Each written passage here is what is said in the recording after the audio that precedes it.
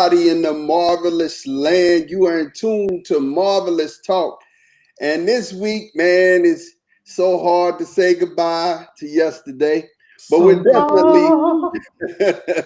we're definitely gonna get into WandaVision, episode 9, first season. But yeah, it's Marvelous Talk with your main man, Dane. What's up, Dane? Okie dokie artichoke. And then we definitely got your big man, your man Big G. What's up, Big G? What's up? What up? What up?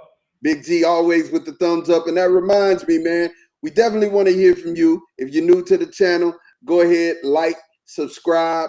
Definitely be a part of the Marvelous Talk universe here with us. Tell us, give us all your feedback, your cares and your concerns. Tell us what you thought about this first season of WandaVision and where we're moving forward. But we're going to definitely, man, just go ahead and dive in this. If you have not seen WandaVision, if you haven't seen it, I don't know why you haven't seen it, but if you haven't seen it, make sure you stop this and go ahead and go watch that and then come back because there's spoilers ahead and I don't want to spoil it for you. That being said, we start this episode off, man, right where we left off.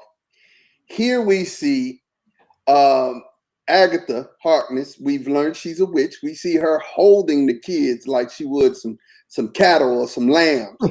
and basically she's holding the kids, and Wanda's being concerned and caring about her kids. Of course, at this point, we see Wanda use her magic. She realizes, okay, or did you notice we're outside?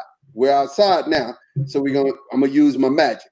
Now at this point, you know, as I'm watching it, I'm like, man, so what is she about to do? What is happening? So she hits Agatha. And when she hits Agatha, of course, Agatha lets the kids go and Agatha's on the ground. Now, Dane, at this point, what was going through your head, man? Well, I mean, it was like, I think, but she was playing duck with Wanda. Like, we seen how powerful she is already, you know what I'm saying? And she, you know, once again, just getting into Wanda's head, you know, again, thinking, oh, you hurt me. Oh, you know, but as we saw, it didn't even leave a dent. You know what I'm saying? So yeah, it was interesting in the beginning that, you know that they're about to get it in. Like, it's really about to get serious, but that first little attempt of Wanda, it didn't do nothing. It didn't do nothing at all. So that was my take on it. What about you, G? Well, you know, it sort of played into all the little infomercials and commercials that we had throughout, you know, the whole season. You know, that there's no doubt in my mind that commercial talking about Yo Magic and the shark. The shark was definitely Agatha Harkness. So, you know, we've already identified that she feeds off of other stuff. You know, she wiped out a whole clan of witches like her, you know, in 1693 in the show. Sure did. So, you know, it to me, you know, it sort of shows how powerful she really is. And, you know, I'm just a firm believer that Agatha Harkness is not going anywhere. No. You know, as far as, you know, MCU, Marvel Cinematic Universe Phase 4. Agatha's here to stay. I agree. Totally agree, man. And at this point, she reveals it. Well, you know, Wanda said, hey, kids, go in the house. You know, I'm going to take care of this, basically. But she reveals to Wanda, because Wanda's hand starts to change. And she reveals to Wanda the thing that all of us noticed, and all three of us and both of you guys mentioned at this point, that she is basically a power leech. She's taking your power as you give it to her. She's taking it back, and she's using. But the gist of the matter, as Big G mentioned earlier, most of the magic that you've seen, they're borrowing the magic. Right? They're not keeping the magic, but that's not Agatha's thing. She doesn't borrow, she keeps, you know. So yeah. That's what ends up happening. And she was sucking Wanda's magic at this point, right? But she made that line, bro. If you notice, what she said, I take from the undeserving. That's right. So I take from the undeserving. So, which is a big statement in the whole thing, because she's just saying, oh, I'm deserving. I got it all. I know it all. Now, this was what was hilarious to me, you guys. She actually took a car and threw it at her. Now, when the car hit her, the first thing that I thought about when she went and she looked and the boots was still there was the Wizard of Oz. I was laughing. Absolutely, I said, this absolutely. is ridiculous. You guys put so much detail inside of this whole thing. What was going through your mind, Big G? What was you thinking? Well, it was actually, to be honest, a throwback to a comic book. When there's been fights that go on between, well, witches, warlocks, and all whatever else. And so in the lines of the comic book, they always play homage to like real world scenarios and situations. Definitely, definitely. And you guys, at this point now we have the big reveal. We got the big guns had made their way into Westview at this point, because now we see White Vision, right? And when I saw White Vision, I didn't know that he was about to try to pop a head like a marshmallow. You know what I'm saying?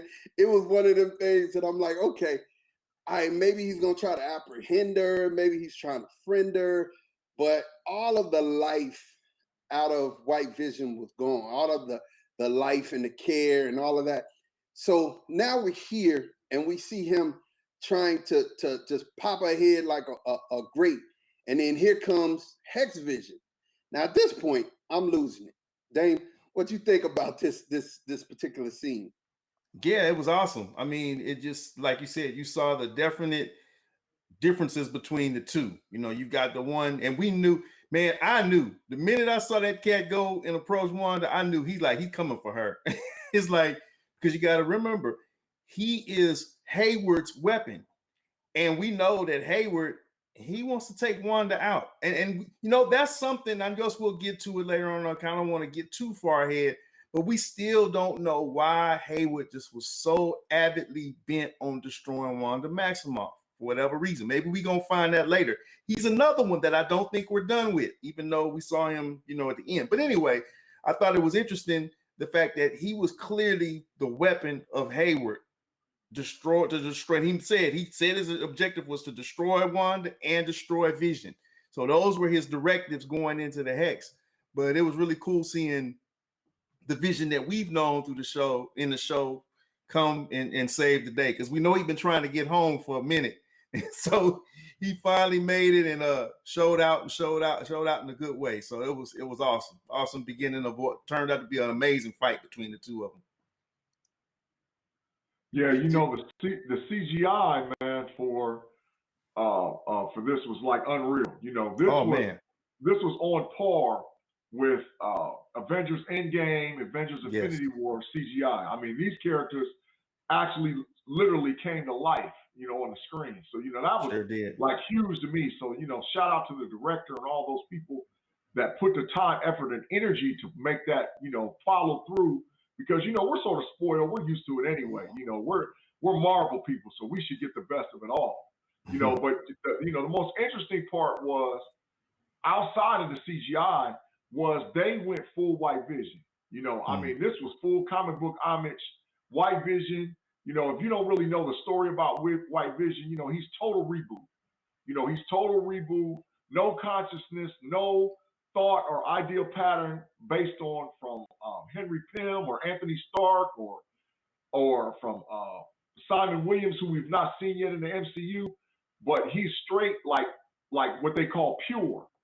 So he's pure white, but he has the same powers, if not the more intense powers of the Vision that we know. Because that blue beam that came out of his head was just like, man, what in the heck is that? Was that a laser? Was that? I mean, what was it? It had a little circle spiral going around it, and like it glowed. I'm like, man, what kind of weapon is this? So it gave pure shout out to like the Vision from the comics to me, for sure. Yeah, and you know what? While we're giving shout out to Paul Bettany for the greatest troll ever. I mean, definitely it's not modest in any way, shape, form, or fashion, and not lost on me that he would say, hey, this guy I've looked up to and revered as an actor for years, and I finally wanted to work with him. I finally got a chance to work with him. And he was talking about himself. Good job. I mean, you trolled everybody and had us out here swinging at curveballs, and all of us missed. It just was what it was. I'm not even ashamed to say I missed, and because definitely, as far as trolling is concerned, you did. He should get the award, no doubt. Yeah, Troll of the year. Yeah. So we move forward, and as we move forward, we've got people looking out windows, and at this point, one of the people we get a look at is Monica Rambeau, and Monica Rambeau is in the house with the character we know as Pietro. Now I know Big G's gonna get into this a little bit more because I already know he is definite, but we have Monica going through, and she's sitting down, and he's on the bed, just strumming his guitar, and California dreaming basically at this point, and kind of a lot of the same characteristics we seen from the Quicksilver in the MCU was there. The wit, the sarcasm, all of that stuff was there, and definitely at this point, he goes to look. She goes for the window. He cuts her off and then flicks her, and she goes flying. Okay, and at this point, I'm thinking to myself, okay, who is this guy? Is he Pietro? Is he Fietro? Who is he? And I'm still lost in the sauce. And Dane, talk to us about the reveal of who he is, and also talk to us about what you thought right there. Yeah, so I was kind of perplexed, like you mentioned. I was kind of confused, like, how is he able to do that? How is he able to? We seen the potential power that Monica expressed. We saw that at work. So I'm like, how is he able to just, anyway? But we find out, and Monica being, an agent of S.W.O.R.D., very, intelligent individual, she starts combing through, and she comes across the little, I think there was that like a report card or a bill or something. It was something with that basically had his name. And then she saw what was a headshot.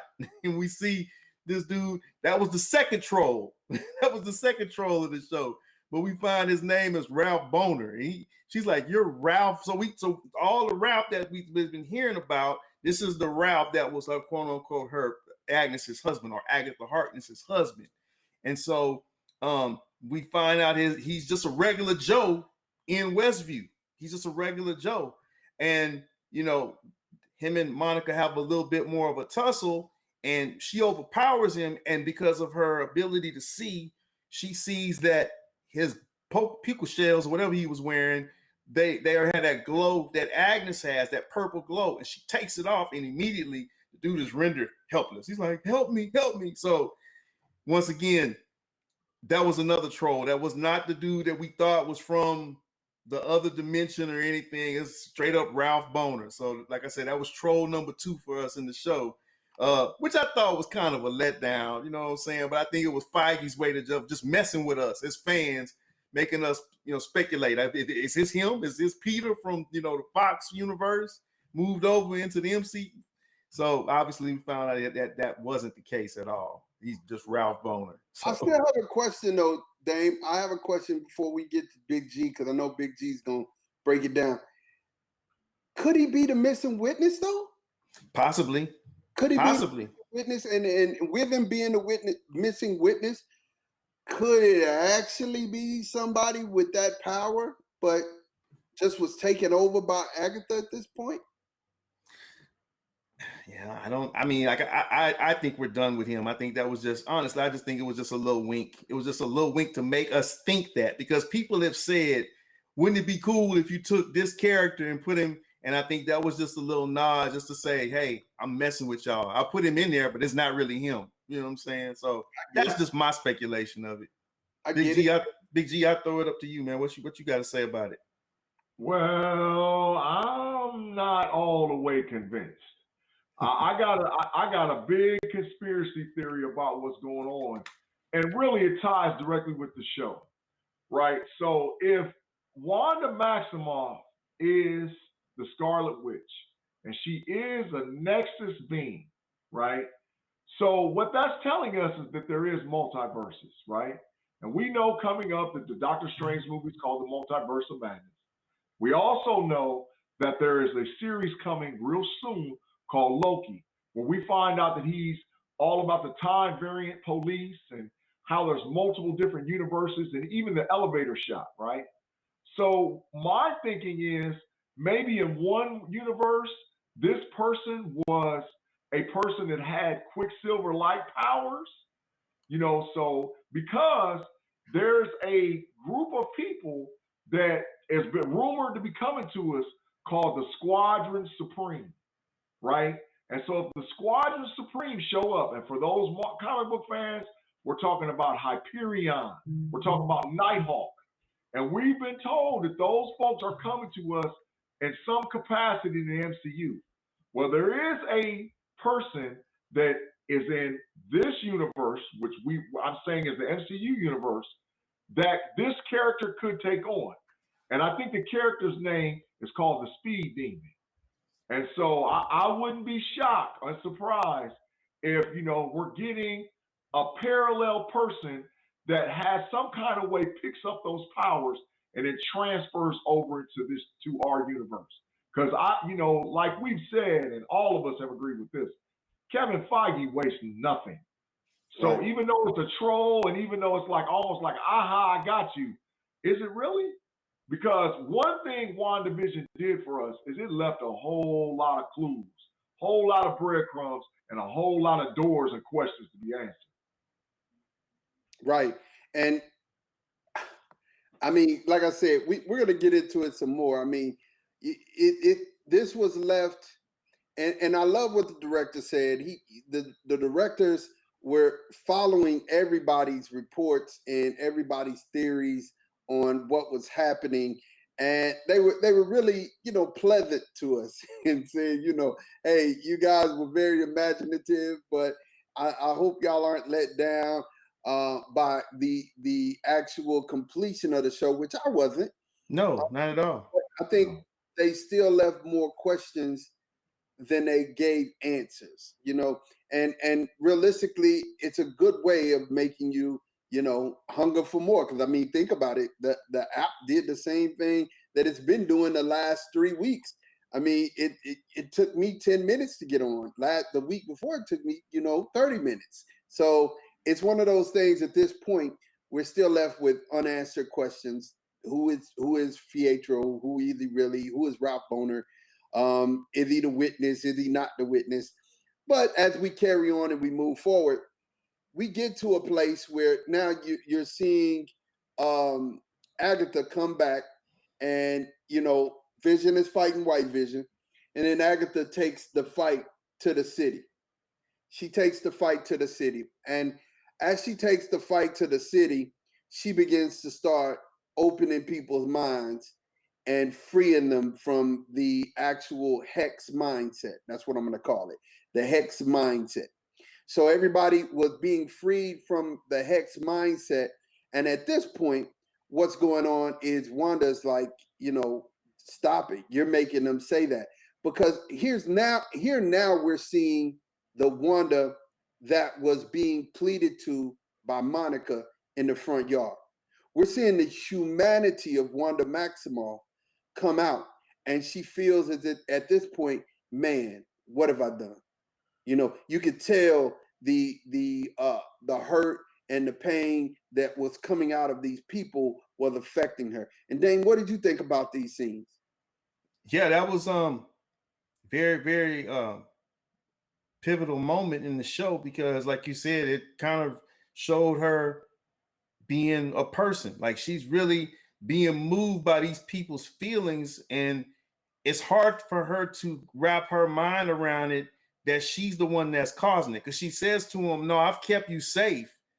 But did she really keep him safe? I mean, she pretty much was torturing him, because they're like, man, that one Dottie chick, that blew my mind, because she's like, if you could just let me see my daughter, she can be the bully. What if you want to rerun the show and make it out just so I can see her? I'm like, dang, so that was serious. I mean, and then, the one lady saying her husband was away on a trip, don't let him come back here. And then the old lady that said, if you're not going to set us free, just let us die. I was like, dang, I mean, that was some serious emotional stress that, because they said, we're feeling your pain. We're feeling what you're feeling. And so, yeah, man, that moment right there was just really transparent of what those people were dealing with in, like you said, with the Hex mindset. All for her, that, you know, for her gratification, this world was created, but at the expense of so many people, man. So it just shows you, just number one, how powerful she was, and number two, how much of an emotional strain she put on those people in Westview. Yeah, for sure. You know, Dame, I'm 100% with you on this one, man. You know, and it plays into the building of the Wanda Maximoff character. You know, Wanda has caused trauma or drama, not just to herself, but to like people throughout all of the MCU. You know, and so this was like a correlation of all of the drama and all the trauma that she's caused for people throughout all the episodes of this broadcast, but even going the shouts back to when she caused the problem and she killed the Wakandans, or the things that went on in Sokovia. You know, her character has been built as a person that just controls and destroys people, not just at the expense of just her, but even in the mindset of her thinking that she does the right thing. You know, so that's like, you know, the Tony Stark mentality for real. And, you know, I think that, you know, because we talked about this off camera, you know, I think this is sort of like we're starting to see the anti-hero. That's what we're starting to see. We're starting to see a person that is, you know, characters that can be good or bad. It just depends on which way the pendulum swings and who's really controlling the puppet strings. That's what I see. Yeah. Yeah, I absolutely think so, man. I absolutely think so. And then, you know, as she began to like free more of the people, and you know, at this point, Wanda's just overwhelmed. She can't take it, and you know, she uses her power, grabs everybody's throat. Well, she grabs her throat, but it grabs everybody else's throat and begins to inflict more pain at this point, right? Now Herb got a haircut, but nobody showed that. I mean, when did Herb get a haircut? I mean, he was bald. He had an afro before, but all right. So we just gonna skip past that. But meanwhile, you have these big fight scenes going on with White Vision and Vision. They still getting it in at this point too. And now Vision, let me not skip past the kids saying, oh, you know, at this point, one of the kids who has Wanda's powers said, hey, you know, we've got to go. We got to go. And then the kids take off. And when the kids take off, they get there, Vision gets there. And now we have this whole moment that's happening that reminds us what was the picture that we saw from Disney, this picture right here. And so it's the picture that we saw, and we have the Incredibles moment. I thought that was a great callback. I love these callbacks, honestly. I love it when they're bringing in stuff like the Wizard of Oz, the Phoenix, you know, all of these things that are callbacks to different places. I love them. I thought it was good. What you think about that, D? It actually reminded me of the if you remember the scene in the very first Avengers movie when they all were circled together. It reminded me of that as well. You know, when the Chitauri was coming to attack in New York City, and they had the little, you know, moment where they showed the Avengers and they put up the music, the theme song. So that's what came to my mind when I saw that. Like Avengers Assemble. It's like Wanda's people assemble. So yeah, for sure. The Incredibles moment, you know, and the callbacks with Disney is like, you know, unreal. And like you said, just planting little, you know, breadcrumbs and seeds for us, for what's to come. But I know one thing, that Kevin Feige is trying to make sure he's paying the Disney Corporation every little piece of homage that he can. And who knows, Kevin Feige and the directors, they might get a little extra, because they done shot it back to Star Wars, to the Incredibles, to the Wizard of Oz. That's true. You name the show, they done threw something in there. But, you know, definitely it was a pinnacle moment. And like at that point, you knew the battle was gonna jump off. Mm-hmm. Yeah, and then we get this interesting moment. This is so dope. So, you know, Vision takes off fighting White Vision inside of a library. Now, this conversation is epic. It's epic, and it's so epic. I'm gonna just we're gonna have to use 3 parts to kind of talk about this. So I'm gonna throw this up to you.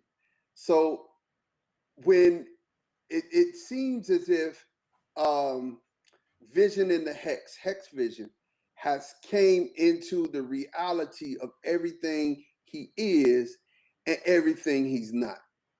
So as he's realized that, so he goes to the floor, he disappears, he comes back up, and now we have this conversation. Take the front part of this conversation where he is talking about the actual ship that was made. Yeah, part of that. Ship of Theseus. So it's a story where, you know, the original ship has damages and they take parts to create to kind of renew the ship. So the question is, with the renewed portions of the ship, does the ship become what it was? Is it still the same ship, or is it a new ship? So same situation with him, that he's saying, you know, hey, you're the Vision that I wish I was, but I'm the Vision basically that you wish you were, because I have all the memories. You got the brawn, I got the brain, basically is what he's saying. And you know, let's make lots of money. Like, so, but anyway. Yeah, no. But then, question, let me stop here though. Yeah. Vision didn't have all of the memories. Right. So the Vision was still incomplete. So to your point, Vision's incomplete. Mm-hmm. White Vision's incomplete. Absolutely. Go ahead. Keep going. Yeah. So like I said, it was interesting that the other Vision picked up on his inadequacies. He picked up on the fact, man. And then he said that interesting part, because Hex Vision tells him that basically, I forgot how he told him, but basically White Vision deduced it that basically they made me the way I am, so I become a easier to control being. You know, he realized it. These cats basically, they playing me. It's like he came to himself. These cats are playing me, and so that opened up the realm for the Vision that we've been following on the show to put a little bit of himself into this one, basically sharing himself with this White Vision. And White Vision, immediately we see his eyes change. Everything about him changes, and he says, I am Vision. And he flies off. Now, G, because I know here's where it's gonna get deep, because he's gonna bring in the comic book portion of it. And Dame, you hit it, you own it, right? So we talked about this in previous shows. We were like, when did Vision get the power to open people's mind? When did that happen? Now I forgot a callback to where he did the same thing to Ultron. He put his hands on Ultron's face, and basically this was a power. So this is the thing. This is the thing that we just missed, that I missed. I'm not going to say we. I'm going to say I missed, right? So, Big G, this comic book land, this man really Vision, what the Vision, Hex Vision, unlocked, did he, and I'm going to ask you, did he unlock or unblock the pieces or the neurons in White Vision's mind that were already there but just blocked off? Did he unblock it, or did he give him something? Which one? Which one do you think, coming from the comic book, where do you think that happened? All right. So as far as the episodes and all concerned, this was probably the most comic book moment out of any of the MCU as concerning WandaVision.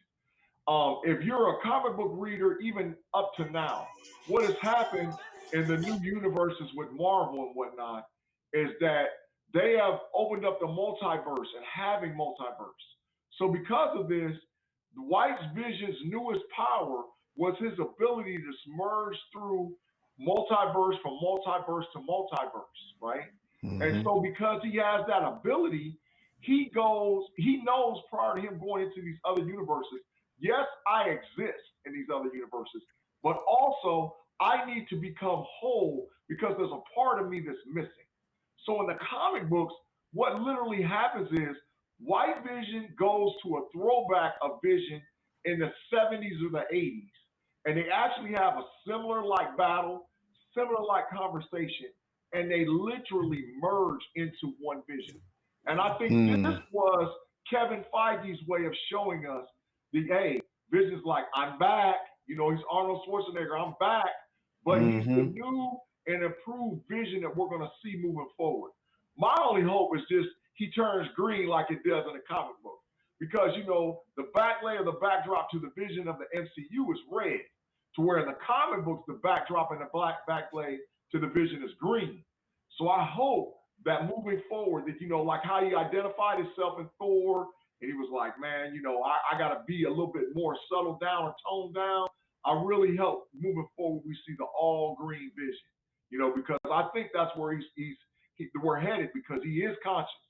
He is conscious, and he now has not just the memories, but more or less the soul or the merger of those two beings.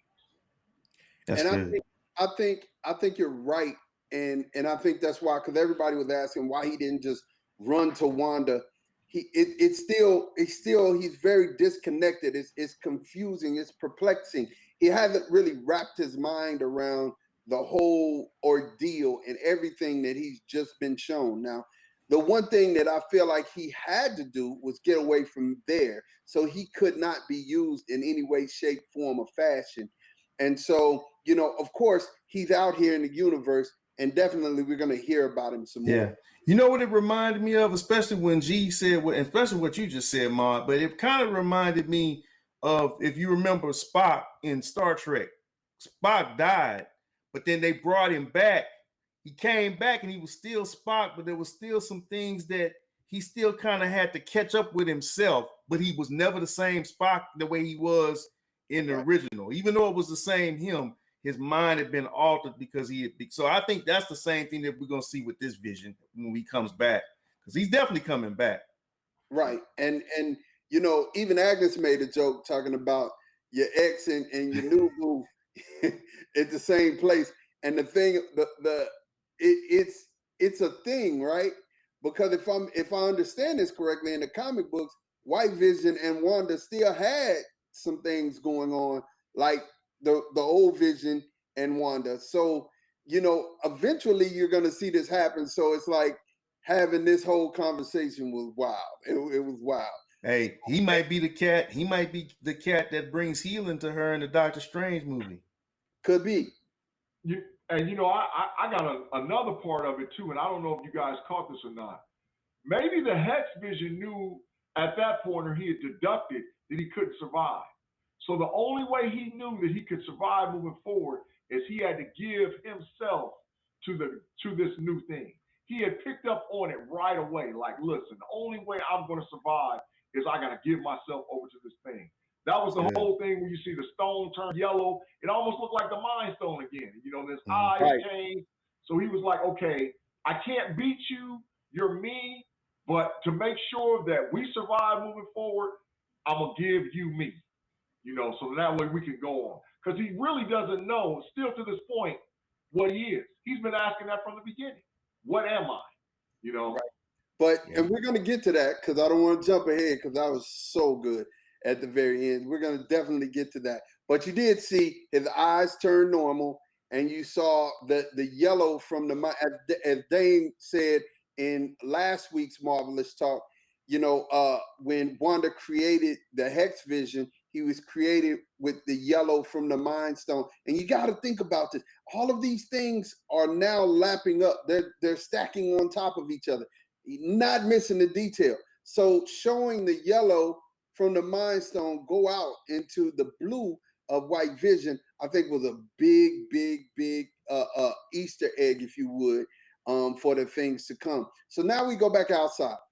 And we go back outside, and as we're outside, we see Wanda dealing with Agatha. But before she does, she tells the kids, hey, I need you to do me a favor, because she tried to hit her again. And of course, she was taking her power. She was loving it at this point. You know, she lapping it up. Ha ha, Kiki, ha ha. Because Vision came back and she covered the whole family. She covered the whole family with her powers. And when she did that, Agatha just started stripping more and more energy from her, stripping more and more energy. So, Wanda at this point turns around, tells the kids, hey, I got to take care of some business, but I need y'all to take care of these police for me. And I think the biggest thing that had me laughing was Vision was like, hey, we ain't tell y'all about this. But Wanda was like, hey, but y'all was born for it anyway. In other words, y'all were created for war. Let's get it. You know what I mean? We a family that fight together, so we about to get it. And the kids handled their business. And this is where it becomes really, really interesting, right? This has become where more interesting than anything.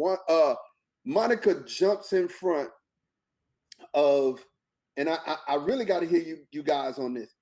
Monica jumps in front of the kids and the twins as this creep Hayward, I just got to call him creep, is this creep Hayward is emptying a full clip, trying to empty a full clip into these kids. So here comes Monica Rambeau, who jumps in front and she phases.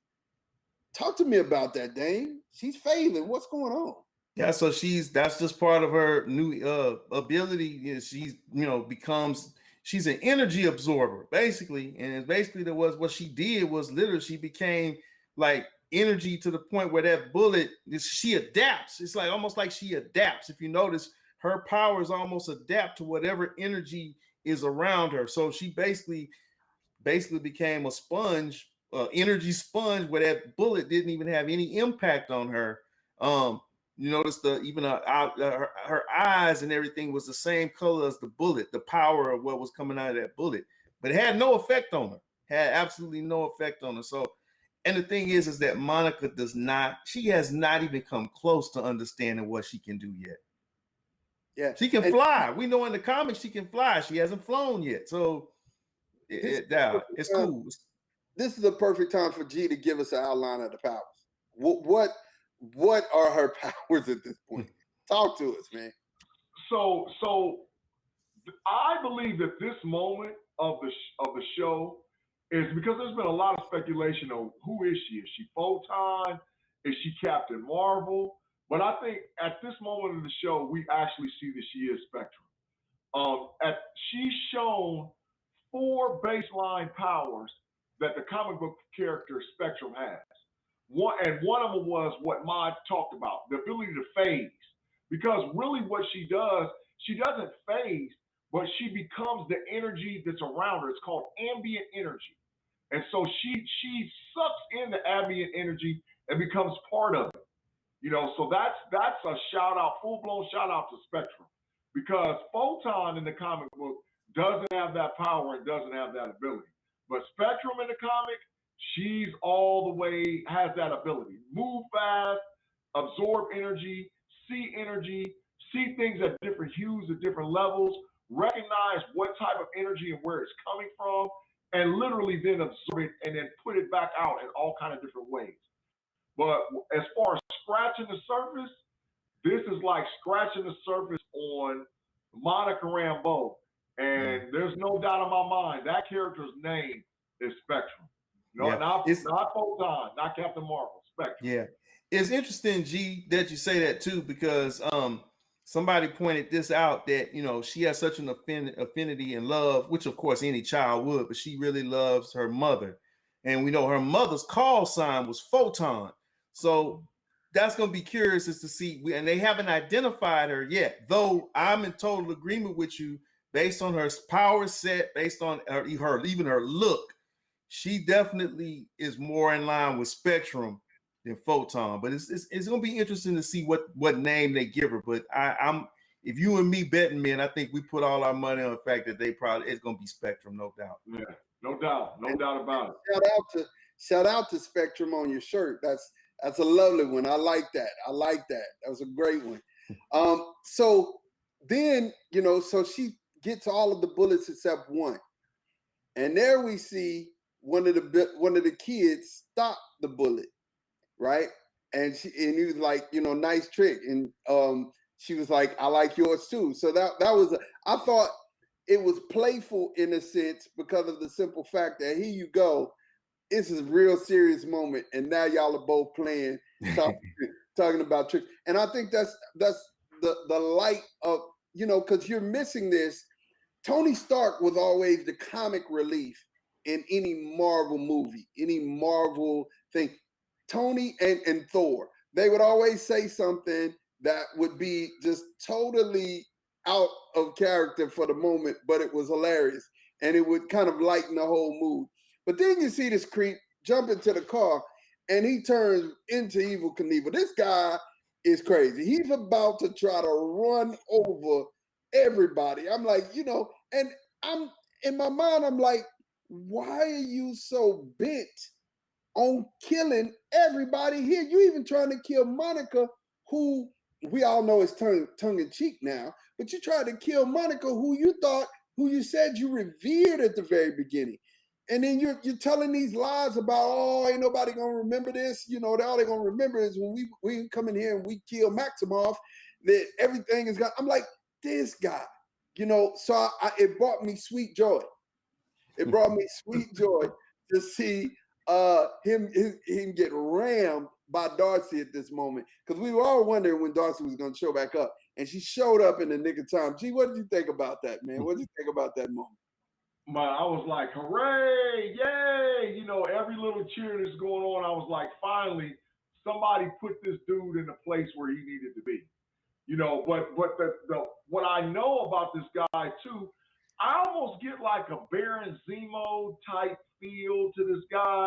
Like, he's going to be around for a while. They done arrested him and handcuffed him, and, they stopped him, but he's like a nemesis beyond a nemesis. Is he going to eventually turn into what, we've called, and which they blew our whole theory up by last episode? We were saying all along this guy was a Grim Reaper, but is he going to turn into a character like that? I did some research and thought about it, and I asked myself, why does he hate people with power so much? So normally, when you get a character in the MCU that hates people that have powers, they start going after powers. And I'm going all the way back like the Abomination type, villain. That, he hated the fact what the Hulk could do. He just wished that he had more power and could go after him. So, is this guy going to become a big bad like we think, or just like an Earth-based hero that's really going to be a nemesis? Because we've been told we're going to get Dark Avengers. So are they laying the groundwork for some Dark Avenger character that we just can't really see? It's going to be real interesting checking him out, Damon, what you think about that, man? I mean, yeah, man. Hayward, I love how Dorsey told him, have fun in prison. But even in prison, I think he's gonna be plotting and scheming and doing whatever he can. Because he like a caged cat now. You made him mad. He thought his plan was flawless, which if you think about it, it was. He created the perfect weapon. And but man, something that you said a few episodes ago about him possibly being a kind of an offshoot of maybe possibly looking down the road of AIM, knowing that they changed what sword means. And I don't want to get too far ahead, but I believe the sword that was on Earth that we saw is different than that sword space station. I think they got two different, and we're going to get, I think when we talk about the end credit scene, I think we're going to see that, and maybe y'all agree with me or not, but I think that shows those two organizations, they got two different motivations all together. Absolutely. And here's the other thing. I think both of you guys are right. But I honestly, we see him get led away in handcuffs. I just don't think he's going to stay there long. Mm-hmm. This is a guy who operated with supreme authority through the FBI out. You know what I mean? So at this point, for us to assume that it was that easy to capture this guy, that's an assumption that I'm just not willing to make at this point. It's an assumption I'm not willing to make. Something's up. He's he's not going to the raft, bro. He's Yeah, not. He's not going to the raft. He's gonna be sitting in some little jail, and something's gonna happen. You know, you can see it already. well, I haven't got off the train of the Grim Reaper. I haven't got off that train. I really feel like that somewhere, just like Baron Zemo is becoming another character. And as we get into, Falcon and the Winter Soldier, we're gonna see this guy. Mm-hmm. You know what I'm saying? So I don't think they made a big deal out of him just to waste him. I just don't think. I don't think so. But getting back to the episode, now we have this full-blown thing and this ability that I've never seen happen before in Wanda's existence, but it was dope to see. Wanda flies up. She was, mommy got to handle some business. Wanda flies up and disappears. Now, she just totally disappears at this point. I mean, just gone. Pew. And and I like the way she disappeared, by the way. I thought that was really, she's kind of like, and then we'll pop out of here. You know what I'm saying? So she disappears, and then of course she does the mind bending thing that we saw her do inside of the first time that we saw her during Age of Ultron, right? So now we're back at the Salem witch trials, or not the Salem witch trials. We're back at where she had got her power from all of the witches. Now, Dane, take us from here before we get back into our world again. What were you thinking that when you saw that whole scene? Well, yeah, it definitely was calling back the way she had done in, like you mentioned, Age of Ultron. We saw her get into everybody's mind, and basically what she does in those cases is she brings you back to a moment where you were kind of vulnerable. And we know for Agatha Harkness, that was her moment where she was at that, stake with all the other people from her coven. But the interesting thing is what she used as a weapon against Agatha ricocheted, and it affected her because those dead witches recognized her as the Scarlet Witch, just like we had been seeing and Agatha saying, hey, even in the Darkhold, there's a whole chapter devoted to you. So her title of being the Scarlet Witch is not just a name, it's something that is known in the pages of the Darkhold. And even all the other witches, even dead, knew that she was the Scarlet Witch. So Agatha turned that thing on her, and now they're attacking her. You know what I'm saying? So it was almost like, was that a really wise thing to do at that moment? But one thing we have to give to Wanda Maximoff, she's a quick learner, and she learns how to adapt, and she immediately adapted and turned it right back around and brought her out of that situation where they were on, the fighting plane that they had left from. But I thought that was interesting that Agatha turned that thing on her, but like I said, Wanda was smart enough to understand and adapt and change that thing. Wanda is teaching us she ain't no dumb cookie. She can pick up on stuff really quick. Like Agatha's been thinking she's stupid, but no. Old girl is not she not silly. She know what's going on. She adapts. Not at all. And bro, stay right here. I know resist the temptation to go any further. We want to stay right here in this scene where we are with the witches, and we have Agatha on the stake, and then Agatha flips it around, right? Interesting point that Dane made, and I have to bring it up before you start because I know you're going to hit it. The Scarlet Witch hairdressing appears on Wanda's head at this point. Now, here's where in my mind, I believe Wanda started to understand who and what that is. And looking at the mother, I almost got the feeling like the mother gave her that information. What you think? What you think, Big G?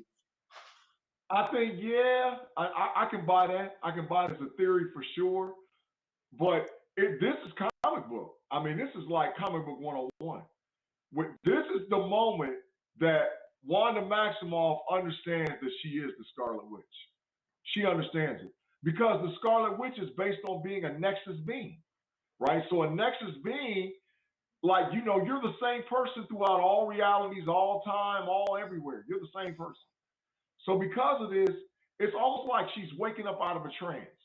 And it's like, you know, she goes into this thing thinking that she could be Agatha the old-fashioned way with some of her old-fashioned powers.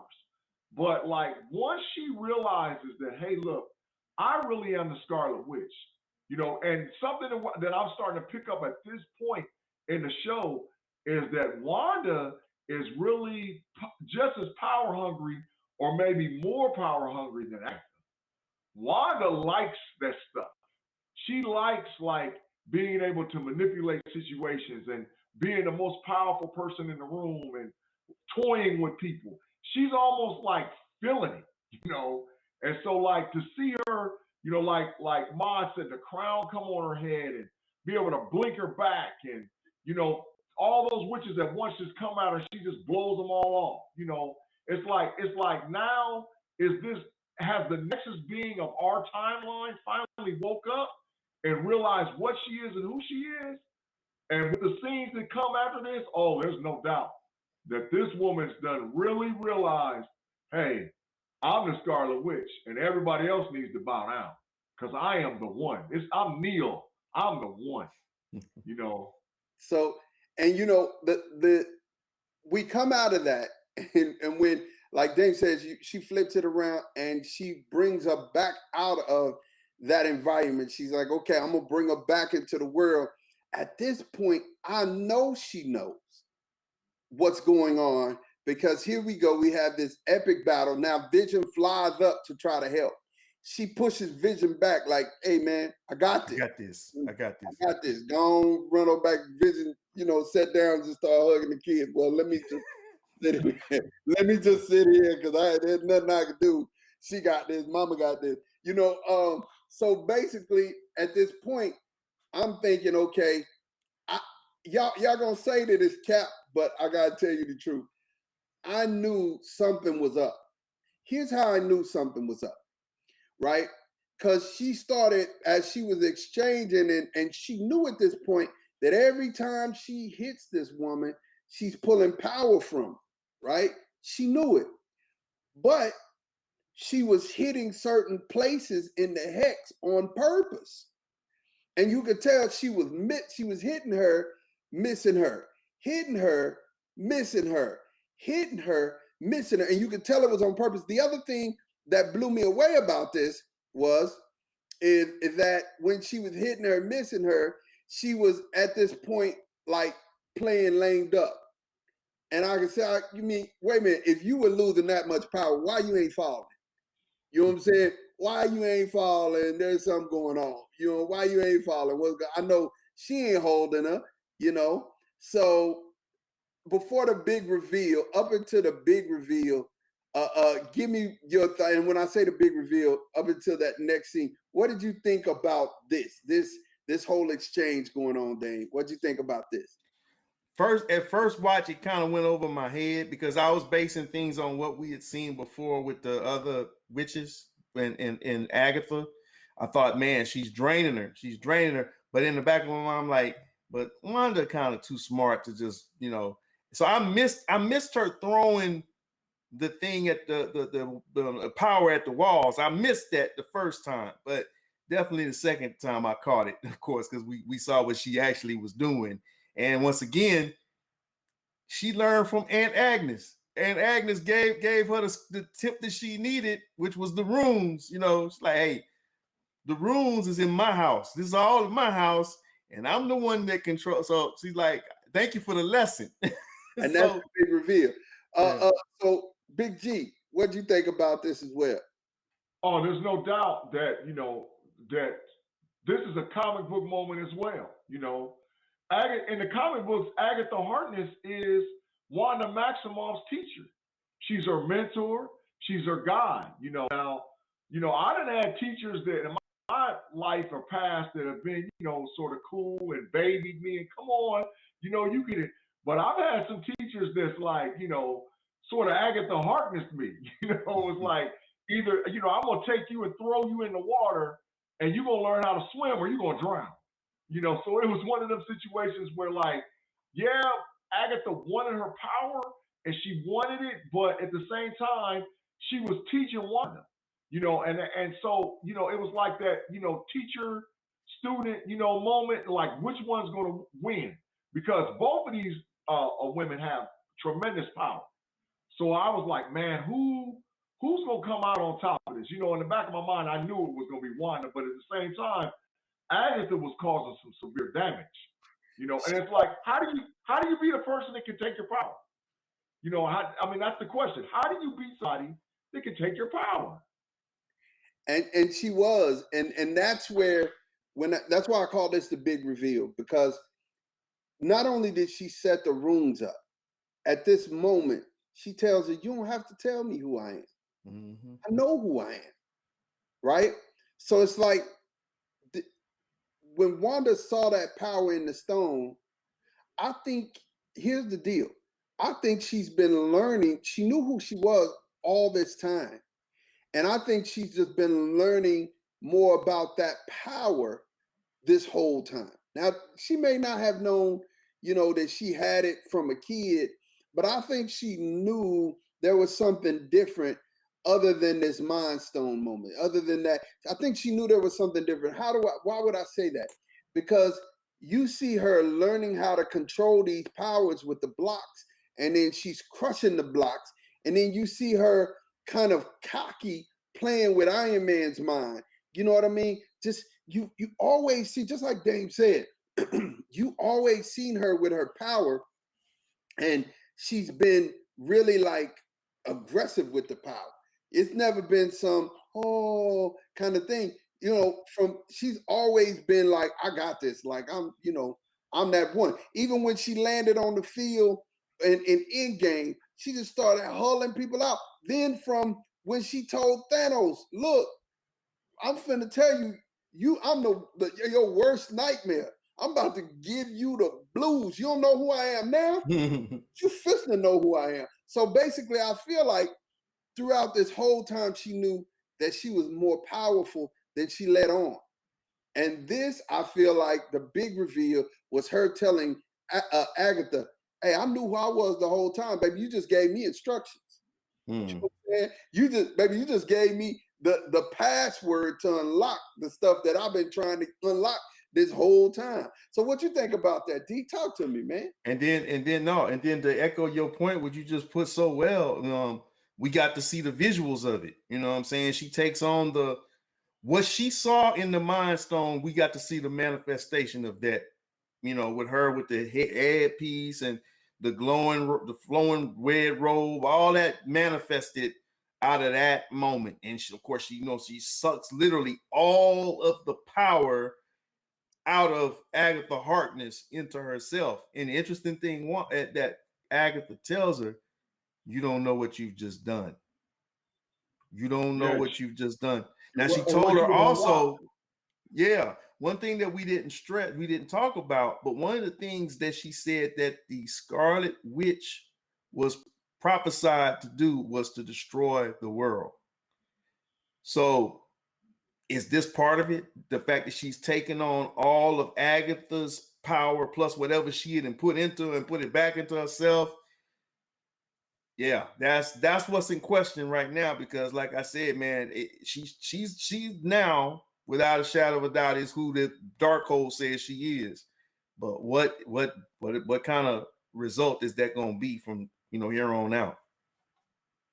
Yeah, no doubt. I mean, she's full blown comic book, MCU, whatever way you want to call it. She's full Scarlet Witch. There's no ifs, ands, buts about it. And, Dame, you're absolutely right. Prophesied to destroy the world, full-blown comic book. The Darkhold is a real thing in the Marvel comics. And there's a lot going on with the Darkhold. I know we're going to talk about it, but there's a lot going on with that Darkhold. And so to say that now there's a whole chapter dedicated to one person in the book, it's almost like, the book would be saying, whatever you do, don't mess with this person, because if this person becomes the Scarlet Witch, they'll wipe us all out. And so that's full School, comic book, House of M, Avengers Disassembled. I mean, there's so many story and plot lines as to the comic book for Wanda Maximoff becoming who the Scarlet Witch. Like, you know, all the comic books from a certain time period in the late 90s, all the way up until where we're at in this current time, were dedicated to the character development of Wanda Maximoff becoming the Scarlet Witch, the real Scarlet Witch. So now, you know, it's like, is the end, you know, because in phase 1 through 3, the storyline was centered around Tony Stark. Now phase 4 is the storyline centered around the Scarlet Witch. You know, because I could see that coming. You know, and like, is she the one that we really need to be worried about? Is it her?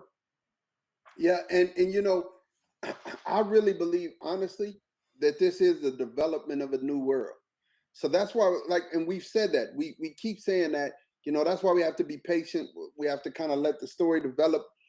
And two things, you guys, that and then we'll get to the end credit scenes here. But two things.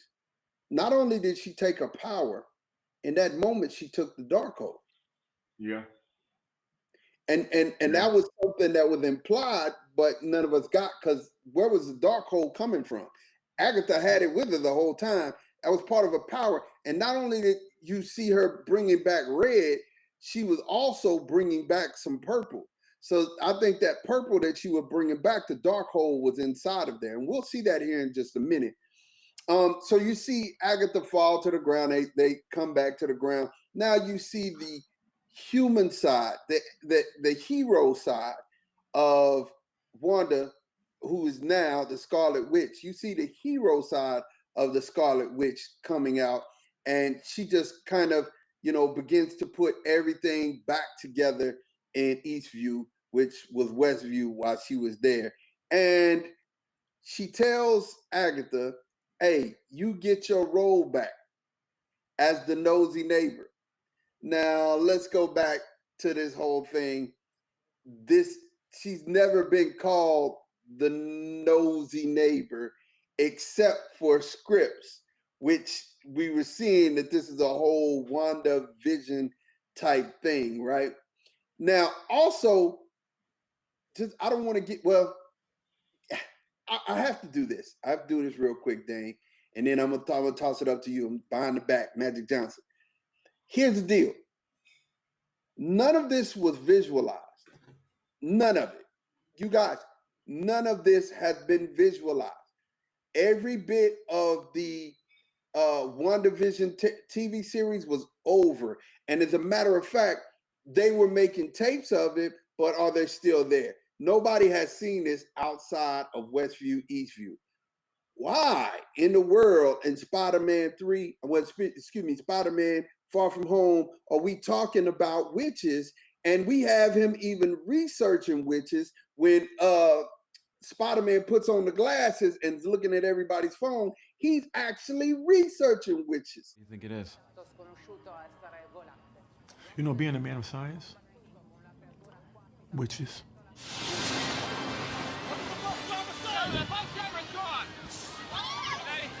Okay, Mr. Dillon, I have it under control. No, don't drag me into this rock. I'm doing my best, Julius. The witches are back. And witchcraft. So there's so much here and going on, but let's deal with the Agatha part of it. Her falling down with Agatha. Dane, what did you see?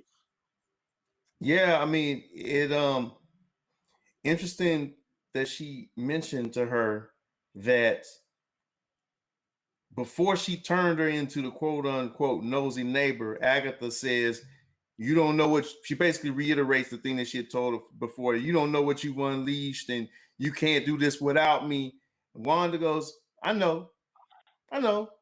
You're probably right. But if I need you, I know where to find you. So that immediately lets us know this is not the end of Agatha Harkness in this world, because something's going to happen that they're going to need her. I literally see her as Wanda's Loki. She's Wanda, like Thor's Loki's brother. I see that kind of relationship correlation, that she's as much as you're my enemy, like Big G says out in the comic, we know she's her mentor, she's her guide. She knows that there's some stuff in Agatha that she probably might need down the road. And so they left that little breadcrumb there until she basically turns her into the nosy neighbor, which was very compassionate. You know what I'm saying? She could have did away with her. She could have, 86 done away with her, but she kept her around. And I believe that that's going to pay off later on. We're going to see that come around. Yeah, for sure. There's no doubt that Agatha is going to be a pivotal part. Maybe even a real Wanda back in. Who knows? Mm. But we know that at this point, the big bad magical character of the MCU is Wanda Maximoff, aka Scarlet Witch. She even says in one reference point, this person is more powerful than the Sorcerer Supreme. So that's shout out telling you flat out, Doctor Strange don't have no chance against this woman, man. The Scarlet Witch is the one. Mm. That's what I picked up on. Yeah, and that is the end of what we see here. And then, they're like Vision, Scarlet Witch, the kids, they're all walking home. Now, the sad thing here that saddens me, they're walking home, they get home, you see the door open, they get out of their ceremonial garb, you know what I'm saying? They get back into their work clothes and their everyday clothes, their play clothes. And then she goes up to the bedrooms. They're putting the boys in bed. And she says, thank you for choosing me as your mother. And she gives them a speech that I guarantee you is going to come back up again. Family, we're family. Family's forever. Separate that. And family's forever. And, we're always going to be there for each other when we need each other. Right? So here's the thing. And they doubled down on this when they gave us the end credit scene. But then you have her going down and the exchange between her and Vision. Now, the exchange between her and Vision asked her, who am I? And you found out at that point something very big, and it was a big reveal. The Mind Stone, there's a piece of the Mind Stone that's still present in Wanda Maximoff. Yeah. The piece of the stone. Yeah. So which brought clarity to me. The reason why she was able to hold Thanos off, he was wielding the stone. She was a stone. Mm. You know what I mean? So it's a whole total different ball game from somebody who can wield them and somebody who is one, right?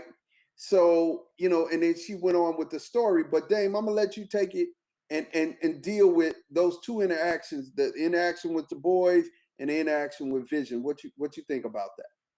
Yeah, I mean, I think that the way she handled it with the boys, I was kind of thrown back by her reaction because she was a lot calmer than I thought she would be. You know what I'm saying?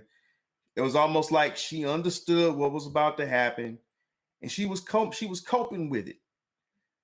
The interaction with Vision was just a little bit more intense because it was, once again, I'm getting ready to lose him. But I applaud her because it seemed like she had really made strides in dealing with the traumas that, and I think it was the way they parted. They're like, hey, we've said goodbye before. Maybe we'll say hello again, aka White Vision. So, you know what I'm saying? So I thought that was interesting. And in fact, of course, we got to see when Vision was created in the Hex, it was yellow energy. Where that yellow energy came from, the Mind Stone. So definitely that was just a kind of an echo in what we had already seen when she had created the Westview world, the Hex, and when she created Vision, because he was different than all the rest of the stuff. So yeah, man, it's like, and then she went on, she said, not only that, you're my hope, you're my love. My love is what reason why you're in existence. So the way she reacted, honestly, bros, I'm gonna tell you, it really surprised me because I thought she was gonna go to pieces but she really seemed like she was coping with it for the most part. You know what I'm saying? Almost like she almost saw a ray of hope, you know. Yeah, for sure. Yeah, I think this is the first time, and I was really thought about this scene real tough. This is the first time where Wanda's not the emotional one. Where Wanda, not only does she know who she is, but almost like saying to them, no worries, don't worry, I got this. So when the time is right and things go down, we're going to all be together again. It's almost like she was reassuring them from the speech that she had with the children, almost to the conversation with Vision, because Vision cried. How in the world can a synthezoid cry? Vision cried, and Wanda was like, okay, yeah, don't worry about it. Like, shh, don't say it, because I'm going to do some stuff that you're not going to believe, and you'll be back. I got you. I got everything. Just have some patience. So it was like a traumatic moment for her, Wanda, to deal with her pain and all the chaos and everything that had been going on. But, it's like a pivotal moment. Does she swing now for the fences or all the way becoming this ultimate superhero? Or is she now the ultimate evil bad guy? That can do and manipulate and say and what she wants, when she wants, how she wants, and there's nothing nobody can do about it. That's what I saw in that moment. Either way, but pivotal as far as the story of the Scarlet Witch. And Dame and Big G, as we conclude and we just hit these, we're gonna hit the end scenes real quick. The gist of it all is that the hero in her came out because she freed Eastview. She let everything go. She let she dealt with her trauma like Jesus said, dealt with her trauma like you just said. She was calm, cool, collected. It was over. This was her process. And we had talked about this was a story of trauma, and this was her process. And when she comes back to Monica, Monica said, hey, I forgive you, because if I had your power, I would have probably tried to do the same thing. I'd have tried to bring my mother back, right? So this is a story of how Wanda dealt with her trauma. And you see the whole time, Monica was her friend. So I think now you're going to have a relationship here where Monica and Scarlet Witch are going to have a connection because of the fact that she believed in her the whole time, which I do believe is one of the reasons why Wanda in the very beginning brought her into her house, because she knew that how she felt about her. She knew she wasn't judging her for the things that she saw going. I mean, she knew she could read people's minds. Mm-hmm. You know what I mean? So it's there. So we have the scene. She's walking back up to her. The people of the whole city is bugging out. One real quick thing that she said that was pivotal before she left. I will learn how this power works. Yes, she did. Yes, she did. That's a lot. That statement says a lot. Right. Absolutely. So, she's there. She told Monica, hey, she's going to learn how this power works. And at this point, you hear the cops coming, you hear more folks coming, and she flies into the sunset, so to speak, quote unquote. And then we get our first scene. Well, no, I have to mention this. She asked, where's Darcy? And Darcy she's like, yeah, the agent Wu asked, where's Darcy? So we'll get to that. So yeah, we're here. And we're here at the end credit scene. Agent Wu asked, where's Darcy? She's like something about interrogations, which I thought was funny and hilarious, but there may be something to that. I'll let you guys jump on that. Mm-hmm. And then we have the first reveal, and that is the agent that was a Skrull. So talk to us about that, D. Yeah, so we know that the interaction that they've had in previous movies, which was the Captain Marvel movie, Nick Fury and Maria Rambeau, Monica's mother, they had the dealing with the scrolls, the good scrolls, because they got some evil ones somewhere. We haven't met them yet, but the good scrolls, this is one of the good ones, and she informs Monica that a former friend of her mother heard that she had been grounded and wanted to meet with her, and she goes, "Well, where are we gonna meet?" And the scroll points up, which we know that's talking about Nick Fury in the space station, which I believe is the real sword. I believe that's the real actual sword. So we're gonna see. Captain Marvel 2 is a setup for that. We know Nick Fury is going to have his own show, Secret Invasion. So we're going to see Monica Rambeau in one of those or both of those. But we know that meeting with Nick Fury is going to be important and could even lead to her reunited with Carol Danvers, a.k.a. Captain Marvel. So they opened up a whole new dimension of possibility with the Monica Rambeau character. But she's definitely going to be a big part of the MCU moving forward. Yeah, and I get that as well. Now, Big G, the next end credit scene we have is Wanda, and it's big. This is huge. Sitting on a porch, kind of a throwback to the first Incredible Hulk with Ed Norton, out in the boonies, and she's making coffee. And as she's making coffee, we get flown into the room and we see up against the wall Scarlet Witch reading the book while Wanda's drinking coffee. Talk to me about that, man. Man, at that point, I was like, okay, movie, whatever needs to come out needs to happen today. Because you just can't leave me with a cliffhanger to show me that Wanda Maximoff, the Scarlet Witch, has projected herself in another room, like the Sorcerer Supreme, Doctor Strange, has a Darkhold, the Darkhold book, which is one of those books that are higher than the books that Doctor Strange was told he couldn't read and couldn't do the enchantments out of. And then she's actually astrically projecting, reading, understanding, getting the enchantments, getting the encampments, and she's becoming full-blown Scarlet Witch.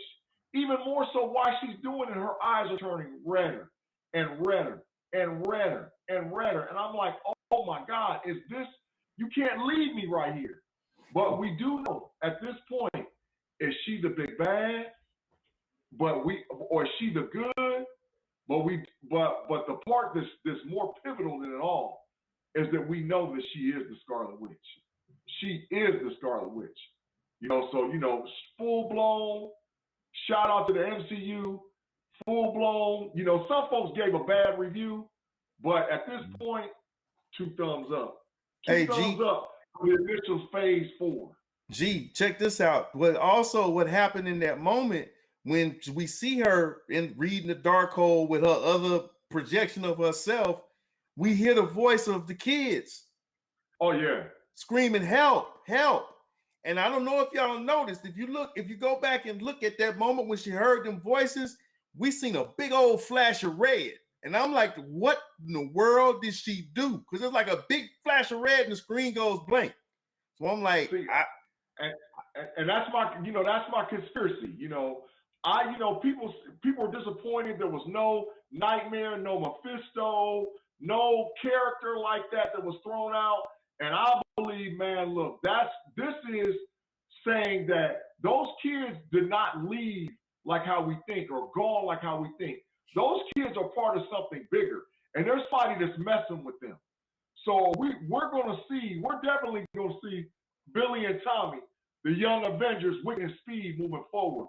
But the question is, how are they going to get from Wanda's reality, from the Hex, into what we call normal everyday stuff?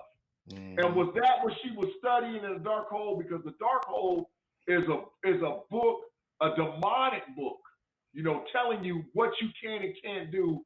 And really, it doesn't play by rules. It doesn't play by rules. So we're headed something big with those characters coming back, and then who was the one that was messing with them? Yeah. So, that being said, we're just left here. we have a cliffhanger, and we got 2 weeks before we get back to another MCU show, which I'm excited. That's Falcon and the Winter Soldier next week. Unless the conspiracy and the secret episode 10. Unless there is an episode next week, but it's supposed to be just behind the scenes stuff. So that's already confirmed. There will be a show next week, but it won't be like an actual show. It's supposed to be a behind the scenes special. That's what they're saying. Well, we'll see. We'll see. And if there's end credit scenes on behind the scenes, guess what? We gonna be the ones that figure it out right here on Marvelous Talk, because that's what we do. We talk Marvelous Talk. Listen, this is another great episode, you guys, of us doing what we do. I thank you for all of those who have been reaching out via Facebook, via YouTube. You guys have been, texting us saying you're enjoying it. I appreciate that. Dame appreciates that. Big G appreciates us. TikTok, all of you guys that are watching us on all of the social media platforms, thank you. Big 2 thumbs up, like Big G says. We really appreciate you guys. And definitely next week, we are going to have a recap as well. So I think we're going to play into a lot of different things. We're going to talk about some things that's coming up in the MCU. Of course, we're going to have a session of Marvelous Talk News. We're also going to wrap the rabbit hole inside of our show. So you're going to get all of what we have to offer here next week. And we're definitely going to dive in to the Marvelous Talk. So for myself, Ahmad, Dame, and Big G, we wish you adieu. We thank you for staying here with us on Marvelous Talk. Till next week, we out. Peace.